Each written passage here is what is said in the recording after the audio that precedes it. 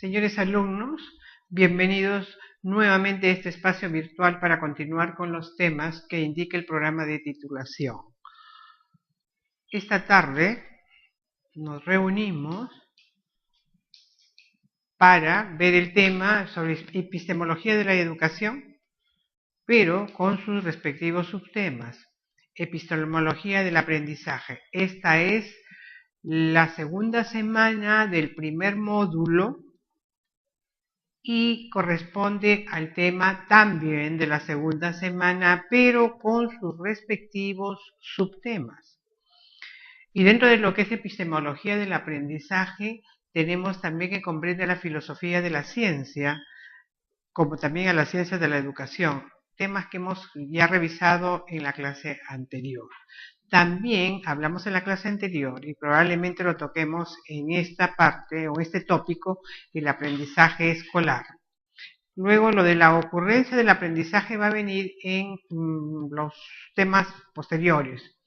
Y el problema de la integración de teorías también está en el tema de la tercera semana.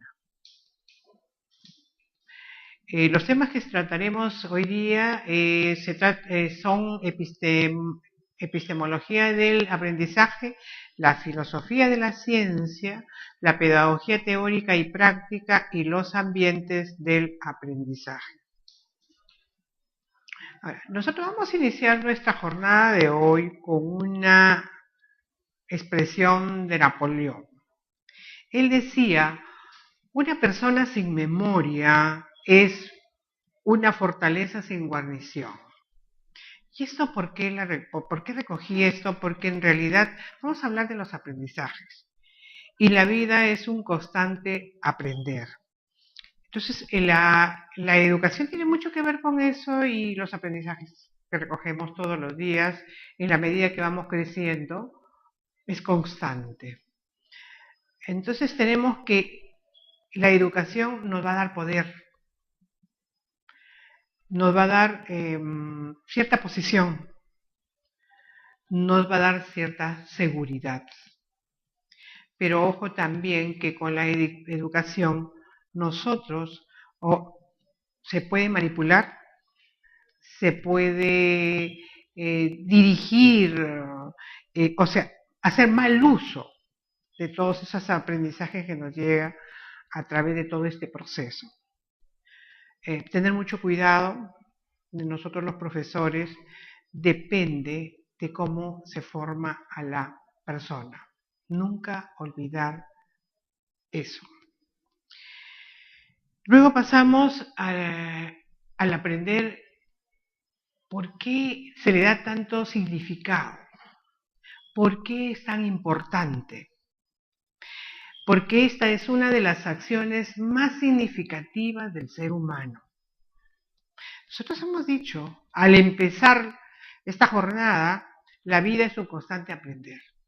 Pero eso, ojo, va a depender también de nosotros. Va a depender de cada persona. ¿Por qué?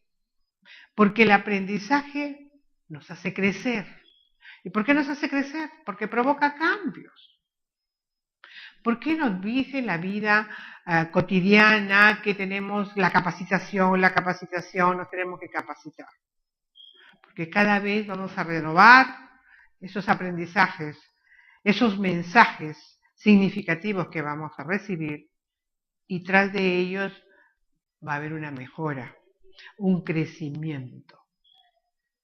Si bien es cierto, este aprendizaje es complejo porque es tratado generalmente como tal por los psicólogos y no por el profesor. Entonces es amplio el tema con relación al aprendizaje. Es extenso.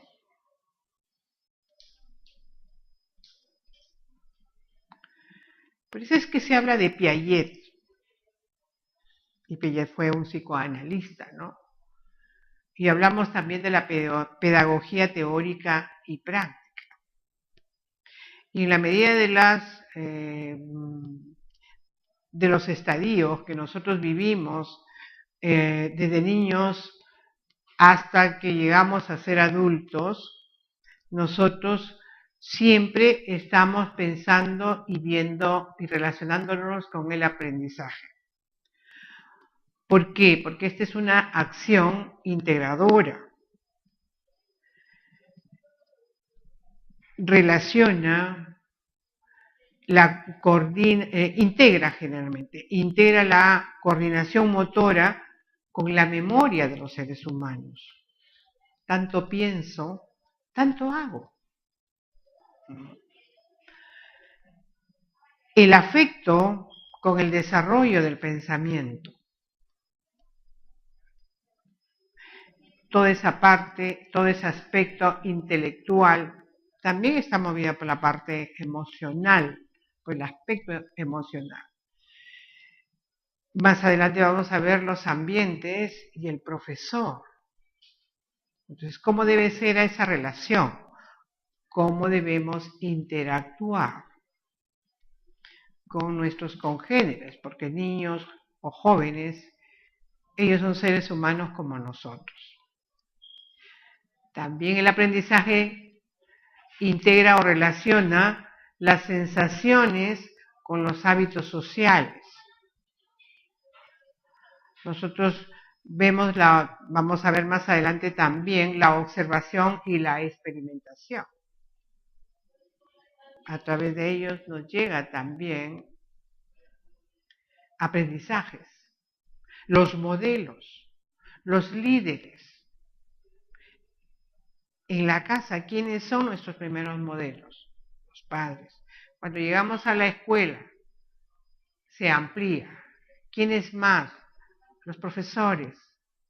Y en el entorno, todos los que están a nuestro alrededor. De ellos captamos, imitamos y nos dejamos influenciar. Entonces nuestro cambio viene por el lado conductual, actitudinal, volutivo, conceptual o cognitivo. Las conductas varían. Hay muchos que nos han sucedido y hemos tenido casos que dicen, oye, pero si fue así, fíjate cómo cambió, qué bien, es una buena persona. Las actitudes, los comportamientos, los conceptos. No es lo mismo que pensemos sobre determinado, aunque los conceptos no varían, pero las estructuras sí. ¿Cómo construimos un concepto? ¿Cómo definimos lo que es oración en la primaria y cómo definimos la oración cuando estamos en el ámbito ya universitario? La construcción es diferente. A pesar de las corrientes, manejemos el constructivismo o el conductismo. Pero esa acepción varía, porque los niveles también son otros, hemos crecido. La universidad manejamos un lenguaje diferente y la construcción también. Y hemos aprendido, tenemos más aprendizaje que cuando estábamos en la primaria. Por eso hablamos de lo conceptual o cognitivo. Leemos una obra la primera vez, pasa un tiempo, la revisamos por segunda y nuestra idea, la percepción que recogemos acerca de los personajes o la historia puede variar o puede ser mejor. Tiene otra mirada.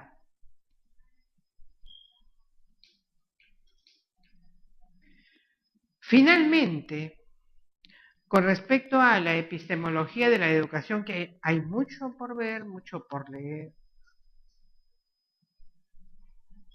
Por eso es que ella explicita con preguntas, con cuestionamientos, qué es y qué valor posee cada una de las ciencias de la educación. Ciencias de la educación como la antropología de la educación, la psicología de la educación, la pedagogía, la didáctica, que nosotros la mencionamos y son un total de 9 en la clase anterior. Asimismo, plantea otra interrogante: ¿qué son cada una de ellas? Además, si tienen sus propios estatutos para ser autónomas, a la vez que indaga el grado de coherencia entre los métodos científicos y los pedagógicos.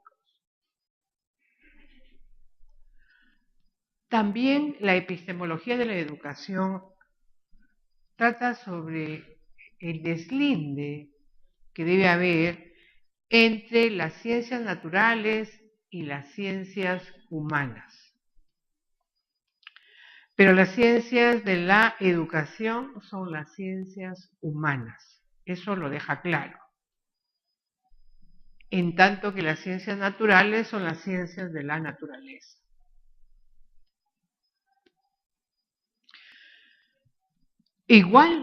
A ella igual le corresponde enterarse si las pedagogías son verdaderas o falsas y el por qué lo son. O sea, el por qué lo son verdaderas o falsas. Por eso toca al profesor investigar, basado en la observación y basado también en la experimentación, la experiencia. Vivo la experiencia. Entonces entro a la ciencia y veo y realizo mi trabajo de investigación, basado en la experiencia que yo vivo todos los días con los estudiantes.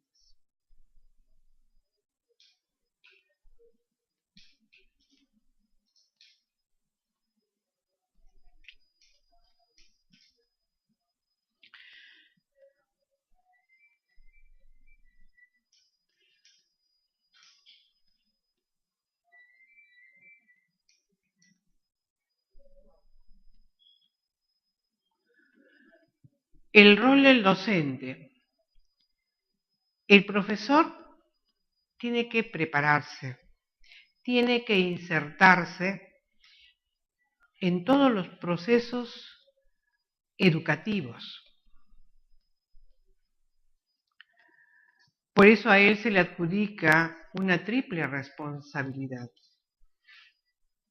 Y esta es frente a sí mismo. ¿Cuál será su desempeño, su función? La satisfacción de desarrollar la materia, el tema, frente a sus alumnos con claridad, en la medida de lo posible con objetividad,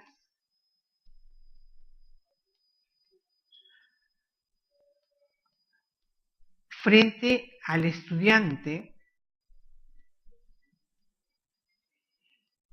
que él es un líder, que los está conduciendo por la senda de un aprendizaje valedero,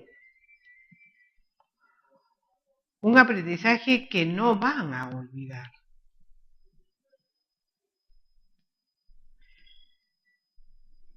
Y con la aplicación merecida, porque dentro de la metodología, en el aula, desarrollamos un tema y luego hacemos la aplicación. Porque tras eso, ese ejercicio, recogemos la respuesta. Si es que el alumno ha entendido, hubo una comprensión de su parte, porque de lo contrario, solo estaremos enseñando pensando en la práctica que estoy realizando, pero no estoy pensando en el receptor, en el alumno. Solo me estoy preocupando por mí.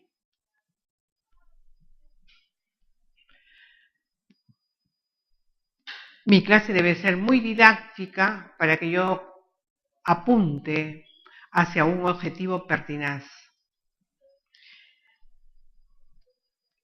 que es el mantener motivado a los alumnos siempre, siempre. Debo usar las dinámicas, debo usar una serie de estrategias físicas y académicas.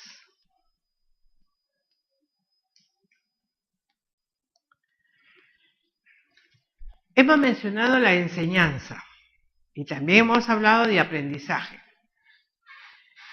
Pero por aquí hay entendidos que han investigado que la enseñanza y el aprendizaje, cada una va por su lado. Siempre van por rutas separadas. Porque la enseñanza, como ya hemos dicho anteriormente, es operativa. Es decir, está dedicada a las prácticas escolares. Si hablo sobre el uso de la coma o trabajo el tema de la coma, luego saco una serie de ejercicios, pero no doy los resultados inmediatamente si es que al alumno lo someto a una práctica, o sea, a la aplicación del tema. Entonces le estoy dando más valor a lo que yo voy a lograr, pero no me intereso si el alumno entendió o no. No voy carpeta por carpeta, alumno por alumno y empiezo a conversar. Unos captan más rápido, otros menos. Entonces, ojo con eso. Ahora, la enseñanza es vista como arte, porque no se ven teorías de ella. Puede ser, por ejemplo, el caso de un diseño, de un dibujo. Muchos que dibujan muy bonito, pero no precioso, pero no saben cuál es el significado. Desconocen qué es la creatividad y que todos somos creativos y que hay unos que hay que motivarlos, probablemente invitándolos a visitar un museo previamente, museo de arte, que van a recoger aprendizajes para mejorar ese diseño o ese dibujo. En cuanto al aprendizaje, lo mencionamos también, es tan amplio, es un tema tan amplio y como tiene que ver con la masa cerebral, entonces lo han adoptado los psicólogos este tema y no los profesores. No hay investigación en la que intervengan los profesores. Sin embargo, nosotros hablamos de enseñanza-aprendizaje, siempre estamos tocando ese tema, enseñanza-aprendizaje, enseñanza-aprendizaje. Pero ojo, no hay libros, no hay obras como las que sí lo tienen los psicólogos. El caso de Vygotsky, Chomsky, Saussure, que ellos sí han tenido que trasladarse a otra profesión como lingüistas, pero también son psicólogos clínicos.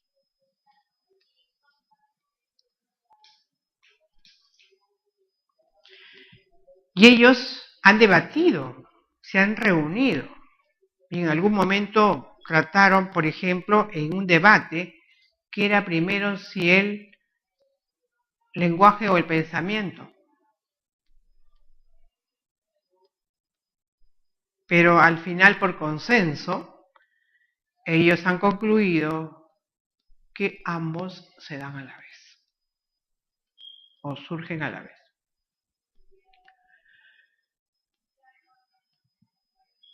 Ahora, el profesor debe reunir cualidades principales. Debe tener características también, ¿no? Aquí tenemos un cuadrito donde nos muestran las características, pero también hemos colocado en esta imagen las cualidades principales del profesor, que son más inclinadas hacia la parte humanística. Y hemos puesto en primer lugar la calidez, la amabilidad y comprensión como apoyo al estudiante. Porque el alumno no necesita a veces solo que venga el profesor o ingrese al aula, dicte la clase. Necesita a veces un consejo. Necesita a veces un apoyo emocional. Necesita ser comprendido fuera de lo que es el tema académico. Entonces nos convertimos, recuerden que en algún momento hemos conversado sobre la tarea del maestro. Y eso lo mejora, lo ayuda a que rinda y en las evaluaciones mejore sus notas. Se siente que es importante en el aula. Si no lo es en su casa, el profesor se interesa por él. Pero el profesor también tiene que ser, por su lado, organizado y claro a la hora que imparte sus conocimientos, que comparte lo que sabe. Es decir, un tanto preciso y específico. Repito, como en una clase anterior dijimos, de alguna manera el profesor tiene que saber construir sus mensajes lo más sencillo posible, basados en la claridad y la precisión. ¿Por qué? Porque él debe saber transformar el conocimiento. Y eso me va a dar satisfacción personal. Tener dominio pedagógico y didáctico de su materia. Entonces, saber hacer dentro de la metodología, dividir los espacios y los tiempos. Hacer transferencia y aplicaciones en forma permanente. Nosotros trabajamos con las TICs, la tecnología de la información. Trabajar también con las herramientas, las aulas inteligentes en la medida de lo posible. Y si no disfrutamos de esos recursos, hay otros, sobre todo en las zonas rurales, los papelógrafos, las pizarras, etc. Los ambientes de aprendizaje son aquellos espacios que influencian tanto física como psicosocial y que propician el aprendizaje. Las aulas, las instituciones educativas deben ser lugares agradables para el alumno. En el ambiente físico, la adecuación de los espacios es condición importante para calificación. Para la cualificación, o sea, calificar, capacitar y evaluar el aprendizaje. El sujeto debe sentirse cómodo, con buena luz, ventilación y comodidad.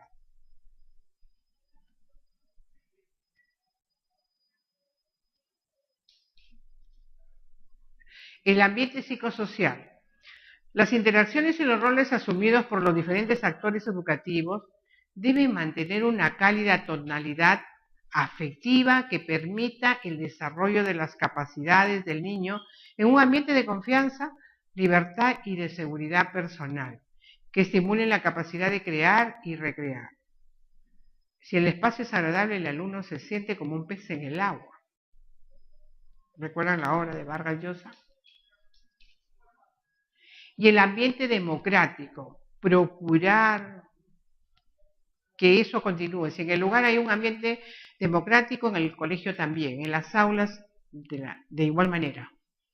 Este es un pilar esencial que facilita la convivencia armónica, libre de inhibiciones y permisividad, generando participación y respeto por la norma. De la permisividad, ojo, no ser muy lábil, siempre que el alumno cumpla las normas. La pauta para el buen comportamiento y la disciplina.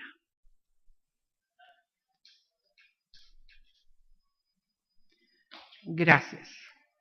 Una expresión de Napoleón.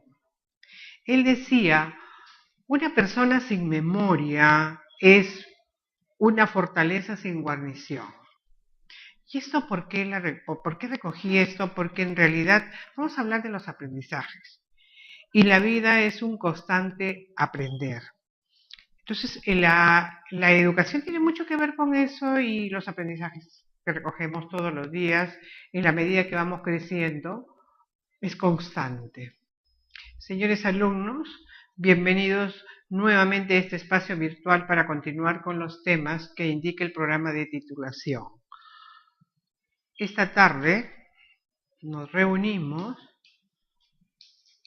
para ver el tema sobre epistemología de la educación, pero con sus respectivos subtemas. Epistemología del aprendizaje. Esta es la segunda semana del primer módulo y corresponde. Entonces tenemos que la educación nos va a dar poder, nos va a dar cierta posición, nos va a dar cierta seguridad. Pero ojo también que con la educación nosotros se puede manipular, se puede dirigir, o sea, hacer mal uso de todos esos aprendizajes que nos llegan, responde al tema también de la segunda semana, pero con sus respectivos subtemas. Y dentro de lo que es epistemología del aprendizaje, tenemos también que comprender la filosofía de la ciencia, como también a la ciencia de la educación, temas que hemos ya revisado en la clase anterior. También hablamos en la clase anterior y probablemente lo toquemos en esta parte o este tópico, el aprendizaje escolar. Luego lo de la ocurrencia del aprendizaje va a venir en los temas posteriores. Y el problema de la integración de teorías también está en el tema de la tercera semana.